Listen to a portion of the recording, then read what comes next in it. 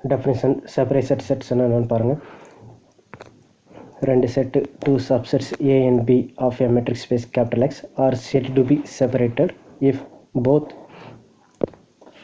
A intersection B bar and A bar intersection B are both are empty. Okay, அது என்ன சொல்கிறாங்கன்னா, capital எக்ஸில் ரெண்டு சப்செட் இருக்குது. என்னென்ன சப்செட்ஸ்னால் கேபிட்டல் ஏ அண்டு கேபிட்டல் பின்னு ரெண்டு சப்செட்ஸ் இருக்குது. இந்த ரெண்டு சப்செட்ஸை எப்போ செப்பரேட்டடுன்னு சொல்ல முடியும்னா, இந்த இன்டர்செக்ஷன் காம்பினேஷன் பாருங்கள். ஏ இன்டர்செக்ஷன் பி பாரும் ஏ பார் இன்டர்செக்ஷன் பியும் A intersection B bar and A bar intersection B both are என்ன இருக்கணும், எம்டி செட்டாக இருந்துச்சுன்னா அந்த சப்செட்ஸ் எக்ஸோட சப்செட்ஸ் ஏ பிக்கு பேர் என்னவோ செப்பரேட்டட் செட்ஸ்ன்னு சொல்லிடலாம். ஓகேங்களா? சரி, இப்போ A intersection B bar and A bar intersection B are எம்டின்னு நமக்கு தெரியும். இப்போ இதுக்கான ரிலேஷன்ஸ் என்னது, A intersection B bar empty. இப்போ ஏல ஒரு பாயிண்ட் இருக்குது, உதாரணத்துக்கு எக்ஸ்னு எடுத்துக்கோங்களேன். ஓகே, இப்போ நமக்கு என்ன தெரியும், ஏ இன்டர்செக்ஷன் பி பார் என்னென்னு தெரியும், எம்டின்னு நமக்கு தெரியும். ஓகே, அப்போ இந்த எக்ஸுன்ற பாயிண்ட்டு இந்த பி பாரில் இருக்குமா இருக்காதா, அதுதான் இங்கே சொல்லியிருப்பாங்க. பாருங்கள், if no point of A lies in the closure of B. ஓகேங்களா? நெக்ஸ்ட்டு பாருங்கள், இப்போ ஏ பார் இன்டர்செக்ஷன் பி எம்டின்னு தெரியும். அப்போ பியில் ஒய்ன்னு ஒரு பாயிண்ட் இருக்குன்னு வச்சுக்கோங்களேன். அப்போ கண்டிப்பாக அது எதில் இருக்காது, ஏன்னா நமக்கு தெரியும் A bar intersection B equal to எம்டின்னு தெரியும். அப்போ பியில் ஒய்ன்னு ஒரு பாயிண்ட் இருந்துச்சுன்னா கண்டிப்பாக ஏ பாரில் அந்த பாயிண்ட்டு இருக்காது. அதாவது Y thus into belongs to A bar, ஏன்னா ஏ பார் இன்டர்செக்ஷன் பி எம்டின்னு நமக்கு தெரியும். இங்கே சொல்லியிருப்பாங்க பாருங்கள், and no point of B lies in the closure of A. ஓகேங்களா? அப்போ செப்பரேட்டட் செட்ஸ்னால் என்ன மீனிங் தெரிஞ்சதுங்களா? எப்போ ரெண்டு செட்ஸை செப்பரேட்டட்னு சொல்ல முடியும், அந்த ரெண்டு செட்டும் எக்ஸுக்கு சப்செட்டாக இருக்குது. And then A intersection B bar A bar intersection B are எம்டியாக இருக்கும். அதுக்கு என்ன மீனிங், எக்ஸ் ஏல ஒரு பாயிண்ட் இருந்ததுன்னா அந்த பாயிண்ட் வந்து பி பாரில், அதாவது க்ளோசர் ஆஃப் பியில் இருக்காது. அதே மாதிரி பியில் ஒரு பாயிண்ட் இருந்ததுன்னா அது க்ளோசர் ஆஃப் ஏல இருக்காது. Okay, right. நெக்ஸ்ட்டு பாருங்கள், A subset E subset of X is said to be connected. என்ன சொல்கிறாங்கன்னா, ஈன்றது எக்ஸோட சப்செட்டு, எக்ஸுன்றது மெட்ரிக் ஸ்பேஸ்ன்னு தெரியும். இப்போ இந்த ஈயை தான் என்னென்னு சொல்கிறாங்க, கனெக்டட் அப்படின்றாங்க. எப்போ ஒரு சப்செட்டை கனெக்டட்னு சொல்ல முடியும் அப்படின்னு பார்த்தீங்கன்னா, if capital E is not a union of two non empty separated sets. ஓகேங்களா? அதாவது ஈன்றத cannot be written as union of two non empty separated sets. அதுக்கு என்ன அர்த்தம்னா, ஈயை not equal to A union B ஆகும். At the same time A intersection B bar equal to A bar intersection B எல்லாமே என்ன இருக்கணும், empty. But A not equal to empty and B not equal to empty. இந்த கண்டிஷன்ஸில் இருந்ததுன்னா, அதாவது A cannot be written as union of two disjoint non empty செட்ஸாக எழுத முடிஞ்சிருச்சுன்னா, அதாவது ஈயில் இருக்கக்கூடிய அந்த sets E cannot be written as union of two non empty separated செட்ஸாக எழுத முடிஞ்சிருச்சுன்னு வச்சுங்களேன். அப்போ ஈக்கு பேர் என்னது, கனெக்டட். அப்படி எழுத முடியல, suppose E equal to A union பின்னு வந்துடுதுன்னு வச்சுங்களேன். E equal to A union பின்னு எழுத முடிஞ்சிருச்சு. அட் த சேம் டைம் இந்த remaining conditions A intersection B bar இந்த இதெல்லாம் எம்டியாக இருக்குன்னு வச்சுங்களேன். இப்போ இந்த கண்டிஷன்ஸில் ஈக்கு பேர் டிஸ்கனெக்டட் சொன்னது புரிஞ்சுங்களா? E not equal to A union பின்னா அதுக்கு பேர் என்னது, கனெக்டட். அதே E equal to A union பின்னா அதுக்கு பேர் என்னது, டிஸ்கனெக்டட். ஓகேங்களா? சொன்னது புரிஞ்சுக்கோங்க. திரும்ப ஒரு தடவை சொல்கிறேன். அதாவது இ வந்து cannot be written as union of two non empty separated செட்ஸ்ன்னு சொல்லியிருக்காங்க. அப்படி இருந்துச்சுன்னா ஈக்கு பேர் கனெக்டட். அதாவது E not equal to A union B. என்னென்ன கண்டிஷன்ஸ்லாம் வருது, A not equal to empty, அப்புறம் B not equal to empty. Okay, அப்புறம் செப்பரேட்டட் சொல்லியிருக்காங்களே. அப்போ A intersection B equal to empty, A bar intersection B equal to empty, A intersection B bar equal to empty. இப்படி இருந்ததுன்னா ஈக்கு பேர் connected. ஓகேங்களா? சொன்னது புரிஞ்சுங்களா? இப்படி இருந்ததுன்னா ஈக்கு பேர் connected. At the same time suppose E equal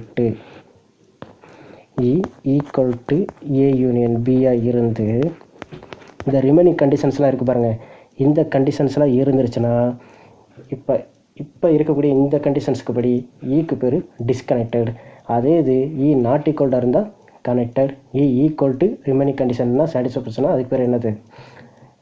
E equal to remaining கண்டிஷன்னா சாட்டிஸ்ஃபை பண்ணால் disconnected, E not equal to remaining கண்டிஷன்லாம் சாட்டிஸ்ஃபை பண்ணுச்சுன்னா ஈக்கு பேர் கனெக்டட்னு அர்த்தம்.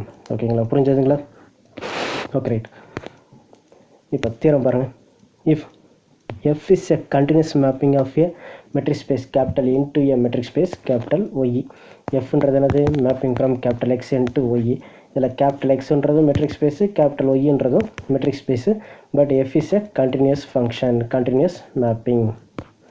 Okay, if E is a connected subset of capital X then F of E is connected. என்ன சொல்கிறாங்கன்னா F is a mapping from capital X into capital Y.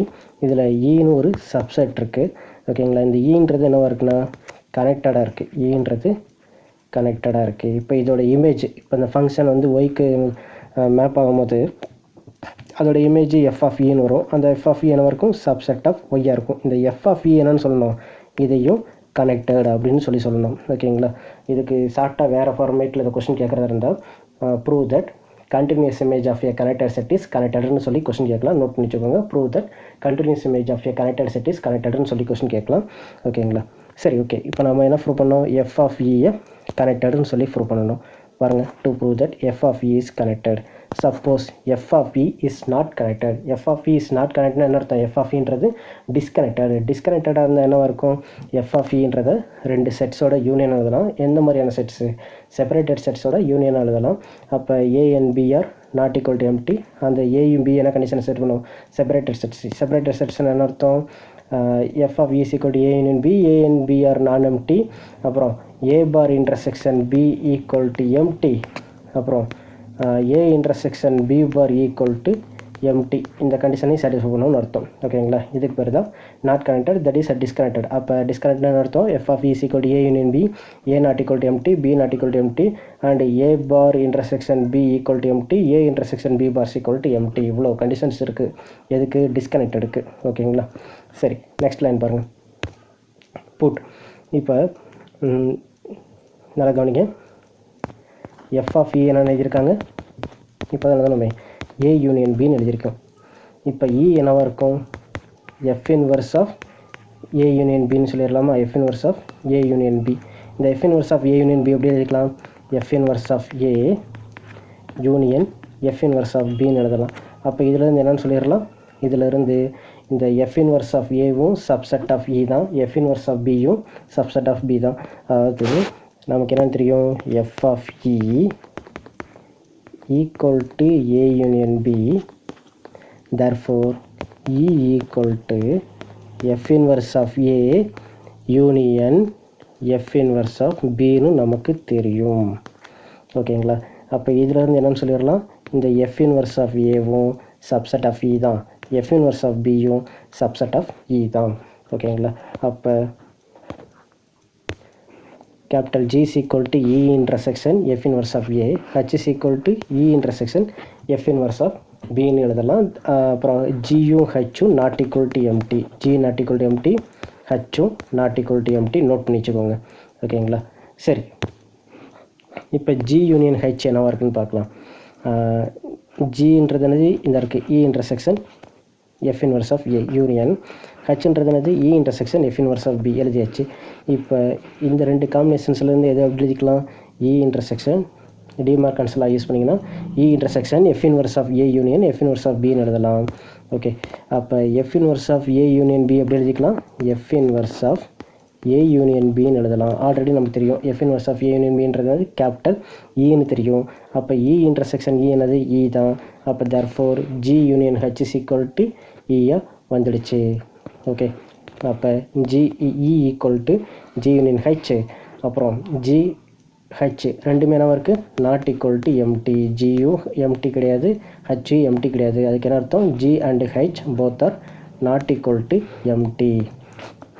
சரி, இப்போ என்ன ப்ரூவ் பண்ண போகிறாங்கன்னா இந்த ஜி ஹெச்சும் செப்பரேட்டட் செட்ஸ்ன்ற மாதிரி கொண்டு வர போகிறாங்க. சரி பாருங்கள்.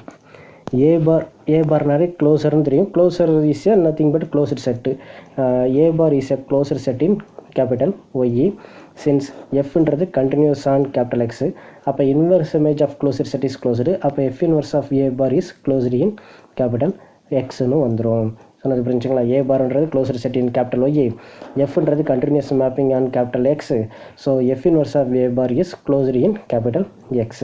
நம்ம எல்லாருக்கும் தெரியும் A subset of A bar, அப்போ F inverse of A subset of F inverse of A bar, ஓகேங்களா? which implies G is a subset of F inverse of A bar. எப்படி இந்த G is a subset of F inverse of A bar வந்துருச்சுன்னா, இங்கே GC கூட என்ன நினச்சிருக்கீங்க? E intersection F inverse of A நினச்சிருக்கீங்க. அப்போ G is a subset of F inverse of A barன்னு வரும்.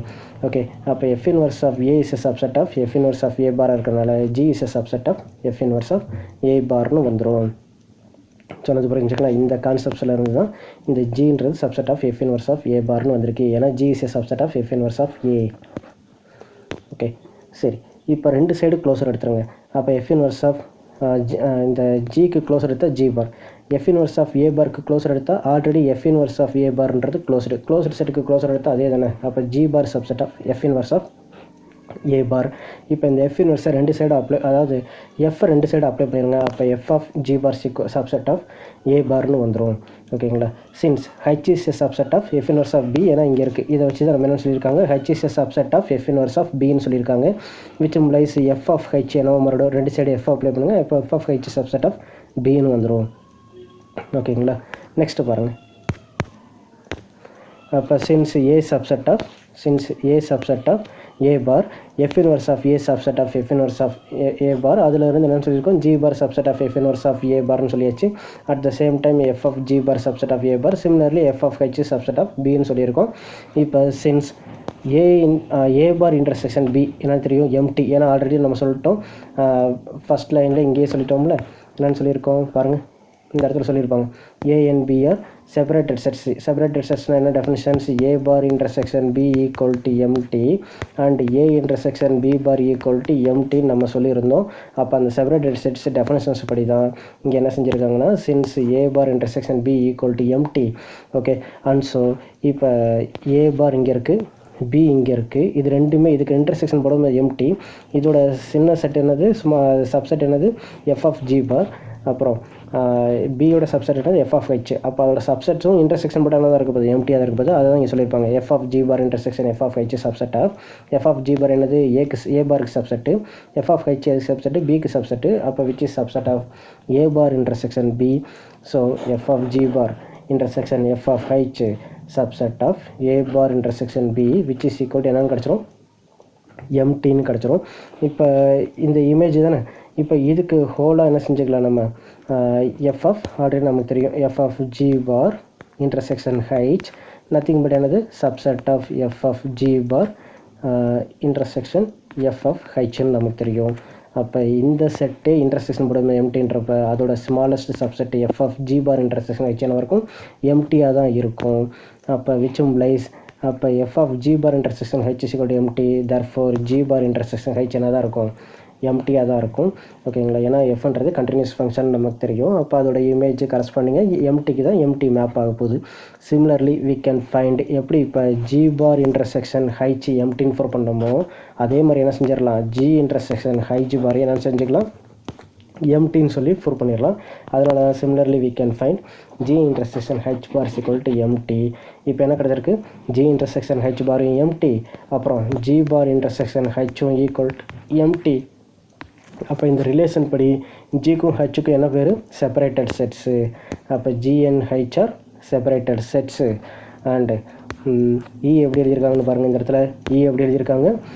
Is equal to G union H, neither G H are not equal to empty and G intersection H bar equal to empty.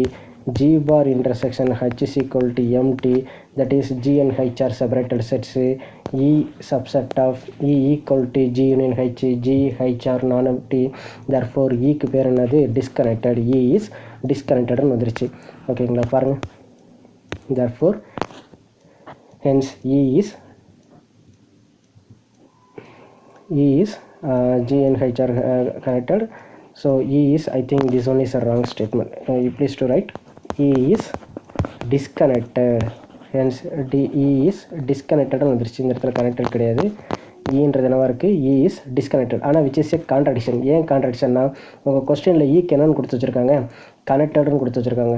அப்போ இந்த இடத்துல என்னவாக இருக்கும், ஈன்றது கனெக்டடுன்னு கொடுத்துருந்தாங்க. நீங்கள் என்ன prove பண்ணி வச்சுருக்கீங்க, தேர்ஃபோர் இ இஸ் டிஸ்கனெக்டட்னு ப்ரூவ் பண்ணியிருக்கீங்க. இது கான்ட்ராடிக்ஷன். ஏன் கான்ட்ராடிக்ஷன் வந்துச்சுன்னா உங்கள் கொஸ்டினில் F of E is not கனெக்டடுன்னு நீங்கள் எடுத்தது தப்பு. அப்போ எஃப் ஆஃப் இ என்னவாக தான் இருக்கணும், கனெக்டடாக தான் இருக்கணும். நீங்கள் அதுதானே ப்ரூவ் பண்ணணும். பாருங்கள், எஃப் ஆஃப் இ இஸ் கனெக்டட்னு ப்ரூவ் பண்ணணும். ஸோ அதுதான் correct. Therefore F of E is connected. Please இந்த இடத்துல என்ன செய்றீங்க, இ இஸ் டிஸ்கனெக்டட்னு எழுதிக்கோங்க. ஓகேங்களா, இ இஸ் டிஸ்கனெக்டட். ஏன்னா நீங்கள் அதுதான் கான்ட்ராடிக்ஷனுக்கு ப்ரூவ் பண்ணி வச்சுருப்பீங்க.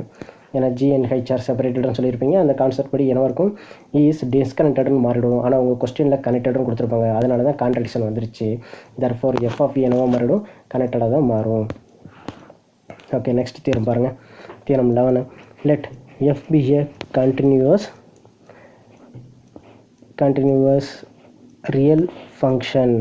ஓகேங்களா, F be a continuous real function at the interval closed interval A comma B. என்ன மீனிங்னா, F is a mapping from closed bracket A comma B into capital ஆர்னு அர்த்தம். அதனால தான் இதை கண்டினியூஸ் ரிலேட்டிவ் ஃபங்க்ஷன் சொல்லியிருக்காங்க. ஓகே, இதில் எஃப் கண்டினியூஸ். அப்புறம் F of A less than F of B if C is a number such that F of A less than C less than F of B then there exists a point X belongs to open interval A comma B such that F of X is equal to C. என்ன சொல்கிறாங்கன்னா, இந்த close interval A comma பியில், okay, இந்த closed interval A comma பியிலிருந்து எஃப்னு ஒரு function map ஆகுது. எதுக்கு, ரியல் நம்பருக்கு, கேபிட்டல் ஆருக்கு. இப்போ எஃப் ஆஃப் ஏன்னு இங்கே ஒரு பாயிண்ட் இருக்குது, இந்த எஃப் ஆஃப் பின்னு இங்கே ஒரு பாயிண்ட் இருக்குது. என்ன ரிலேஷன்னா, F of A less than F of பியாக இருக்கும்போது இந்த ஏ கமா பிக்குள்ளே எக்ஸ்னு ஒரு பாயிண்ட் வந்துச்சுன்னா இதுக்கு கரஸ்பாண்டிங்காக இங்கே ஒரு வேல்யூ, அதாவது எஃப் ஆஃப் எக்ஸு. அந்த எஃப் ஆஃப் எக்ஸ் தான் என்னது, சின்னு சொல்கிறாங்க. அந்த எஃப் ஆஃப் எக்ஸ் தானது சி. இந்த சி என்ன இருக்குன்னா, இந்த எஃப் ஆஃப் ஏக்கும் எஃப் ஆஃப் பிக்கும் நடுவில் இருக்கும். இருக்கான்னு பாருங்கள். If F of A less than F of பியாக இருந்துச்சுன்னா, இஃப் சின்னு ஒரு நம்பர் எக்ஸிஸ்ட் ஆகும். என்ன மாதிரி கண்டிஷன்ஸோட, F of A less than C less than F of B then there exists a point X belongs to A comma B. என்ன சொல்கிறாங்கன்னா, F of A less than F of B, F of A less than C less than F of பின்ற கண்டிஷன்ஸோட ஒரு number சின்னு ஒரு number இருந்ததுன்னா கண்டிப்பாக இந்த ஏக்கும் பிக்கும் நடுவில் எக்ஸ்னு ஒரு நம்பர் எக்ஸிஸ்ட் ஆகி அந்த எக்ஸுக்கு கரஸ்பாண்டிங் இங்கே எஃப் ஆஃப் எக்ஸ்னு ஒரு நம்பர் வந்து அந்த எஃப் ஆஃப் எக்ஸ் என்ன இருக்குன்னா இந்த சியாக இருக்கும் அப்படின்றாங்க. Such that F of X is equal to C. சொன்னது புரிஞ்சுங்களா, திரும்ப சொல்கிறேன். அதாவது ரியல் 9ல் இது கேபிட்டல் ஆர்னு எடுத்துக்கோங்களேன். இந்த கேபிட்டல் ஆரில் F of A F of பின்னு 2 நம்பர் இருக்குது. இதில் என்ன ரிலேஷன்னா, F of A less than F of B, F of A சின்ன நம்பர், எஃப் ஆஃப் பி பெரிய நம்பர். அப்படி இருக்கும்போது சின்னு ஒரு நம்பர் எக்ஸிஸ்ட் ஆகுது. என்ன கண்டிஷனோடனா, இந்த சின்ற நம்பர் எஃப் ஆஃப் ஏவை விட அதிகமாகவும் எஃப் ஆஃப் பியை விட சின்னதாகவும், இந்த மாதிரி F of A less than C less than F of B. இது சி, இது எஃப் ஆஃப் ஏ, இது எஃப் ஆஃப் பி. இப்படி ஒரு கண்டிஷன்ஸ் இருந்ததுன்னா கண்டிப்பாக இந்த க்ளோஸ்டு இன்டர்வல் ஏ கமா பியில் எக்ஸ்னு ஒரு நம்பர் எக்ஸிஸ்ட் ஆகி இந்த எக்ஸோட இமேஜ் என்னது, எஃப் ஆஃப் எக்ஸு. அந்த எஃப் ஆஃப் எக்ஸு அதுதான் சியாக இருக்கும் அப்படின்றாங்க. அதை தான் ப்ரூவ் பண்ண போகிறாங்க. சரி பாருங்கள், அதுக்கு முன்னாடி ஒரு remark. A subset E of the real line capital R is connected. அதாவது ஈன்றது subset of R, R is கனெக்டட்னு தெரியும். அப்போ அதோட சப்செட் என்னவாக இருக்கும், அதுவும் கனெக்டடு தான். if and only if என்ன கண்டிஷன்ஸோட, if and only if it has the following property: x belongs to e, y belongs to e, x less than z less than y. அப்போ z என்ன இருக்கும், அதுவும் ஈல தான் இருக்குன்றாங்க. ஈன்றது கனெக்டட் எப்போவா, if and only if x y 2 நம்பர் ஈல இருக்குது. அப்படி இருக்கும்போது x less than z less than x less than z less than y இருந்ததுன்னா இந்த zன்ற நம்பர் எதில் இருக்குமா, கேபிட்டல் ஈல தான் இருக்குன்னு சொல்லணும். இதுதான் if and only if conditions. சொன்னது புரிஞ்சுங்களா? Okay right. இது ரிமார்க்கு, இதை நீங்கள் ப்ரூவ் பண்ண தேவையில்ல, இதை யூஸ் பண்ணிக்கோங்க. Since A comma B close interval எல்லாமே என்ன இருக்கும், ஆருக்கு சப்செட் தான். A less than B, so A less than X less than B. இது A less than X less than B comma X belongs to A comma B. Remark படி என்னவாக இருக்கும், ஏ comma பின்றது இங்கே பாருங்கள், இந்த ரிமார்க்கில் என்ன இருக்குது, ஏ பின்றது லெஸ் தென் கண்டிஷன்ஸ் இருக்குது. A less than B, at the same time A less than X less than B. இப்போ எக்ஸ்ன்ற number A comma B close interval A comma பியில் இருந்தால் ஏ கமா பிக்கு பேர் என்னது, கனெக்டட். ஓகேங்களா? அதனால் பை ரிமார்க்கில் இருந்து close interval A comma B is connected. Okay, இப்போ தியரம் படி என்னவா மாறிடும், F of closed interval a, b is connected. ஏன்னா F is a mapping from closed interval a, b into capital R. இந்த ஃபங்க்ஷன் என்னவா இருக்குது, கண்டினியூஸாக இருக்குது. எஃப்ன்றது continuous.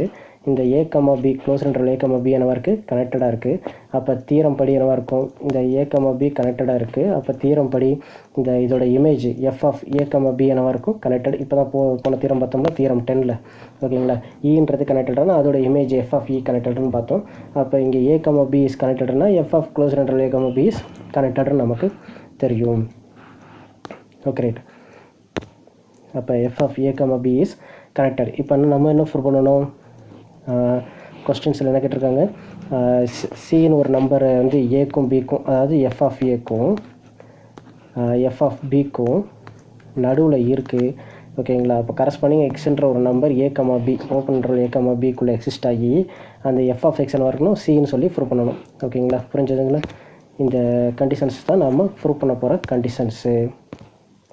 Suppose there does not exist a point x belongs to a, b contraction கொண்டு வரப்போகிறாங்க. x belongs to a, bக்குள்ளே எக்ஸ்ன்ற ஒரு point இல்லை. At the same time F of X is equal to C. இந்த கண்டிஷனை சாட்டிஸ்ஃபை பண்ணுற மாதிரி எக்ஸ்னு ஒரு பாயிண்ட்டு அதுக்குள்ளே இல்லைன்னு வச்சுக்கோங்களேன்.